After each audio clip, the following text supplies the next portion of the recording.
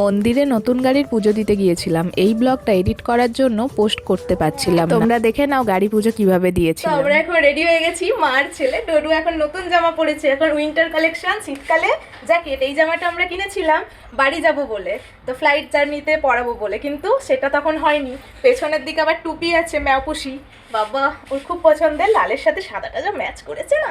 তো চলো এবার বেরিয়ে যাই। রীতিমতো আমরা সেজে গুজে বেরিয়ে পড়েছি। রাজীব আজকে আমাদের ক্যামেরাম্যান, যদিও আজকে না সব সময় থাকে। রাজীব এখন মোটামুটি ড্রাইভ করতে শিখে গেছে, ভালোই হাত সেট হয়ে গেছে, সেই জন্য টুকটাক বেরোচ্ছে গাড়ি নিয়ে। প্রথম ও নিজেই প্র্যাকটিস করতে বেরোতো, এখন আমাকে আর ডোডোকে নিয়ে যায়। ডোডোর মা বাবা খুব ঘুরতে ভালোবাসে, তাই ছোটবেলা থেকে ডোডোরও খুব ঘুরে ঘুরে অভ্যাস হয়ে যাচ্ছে, আর ও গাড়িতে বেশ এনজয় করছে। নতুন বাড়ি বলো আর নতুন গাড়ি বলো, পুজো না দিলে ঠিক হয় না। আর গাড়ির ক্ষেত্রে তো একটা ভয় কাজ করে যে আগে পুজোটা দিতে হবে। আহমেদাবাদে পুজো দেওয়ার জন্য অনেক মন্দির আছে। রাজীব ড্রাইভ করে এই মন্দিরে নিয়ে এলো আমাদেরকে, যে এখানে পুজো দেওয়া হবে। মন্দিরটা খুবই সুন্দর আর অ্যাটমসফিয়ার খুব সুন্দর, যেটা আমার ফ্ল্যাটের একদম পাশেই, 1 কিলোমিটার হওয়ার সময় বাড়ি থেকে পিসারা মায়েরা যখন এসেছিল তখন এই মন্দিরে প্রতিদিন হাঁটতে যেত। আর এখানে বয়স্ক মানুষরা এসে বসে, আর এখানে ভোলা বাবা আছে, এখনো অনেক দেবতারা আছে। মেনলি এটা শিব ঠাকুরের মন্দির। ব্রাহ্মণকে আমাদের আগে থেকেই বলা ছিল, তো ব্রাহ্মণ টাইমে চলে এসেছেন। আর এই সেই গণেশজি যেটা আমি অনলাইন থেকে নিয়েছিলাম, ভিডিও করেছিলাম আগেই, সেই গণেশজিকে আমি এখানে বসিয়ে দিলাম। ওনারই পুজো হবে আর ওনাকেই প্রতিষ্ঠা করা হবে।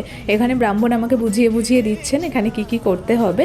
গাড়ির ইঞ্জিন প্রথমে পুজো দেওয়া হচ্ছে, ইঞ্জিনের পর ভিতরে গিয়ে গণেশ ঠাকুর বা স্টিয়ারিং এগুলোর পুজো করা হবে।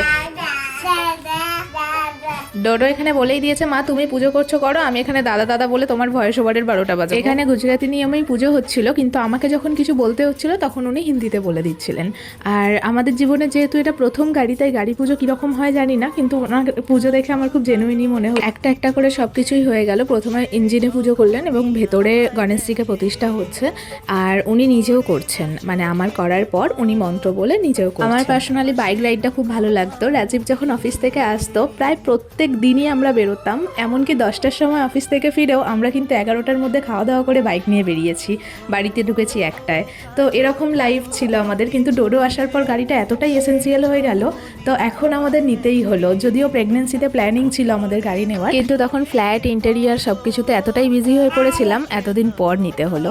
যাই হোক, যা হয় ভালোর জন্যই হয়। অ্যাকচুয়ালি ডোডো আমাদের জীবনের লাকি ছিল। রাজীব আগে একজন আদর্শ স্বামী ছিল, এখন একজন আদর্শ বাবা হয়ে উঠছে ডে বাই ডে। আমি ওকে দেখি আর অবাক হয়ে যাই। আগে যেই মানুষটা একদম কম কথা বলতো, এখন সে ডোডোর সাথে কত কথা বলে, সারাটা টাইমও ডোডোকে দেয়। এটাই ফিল করছি ও যেন ডোডোর জন্য সবকিছু সাধ্য মতো দিয়ে দিতে পারে। যাই হোক, ব্লগটা কেমন লাগলো কমেন্টে জানিও, ভালো লাগলে একটা লাইক করে দিও।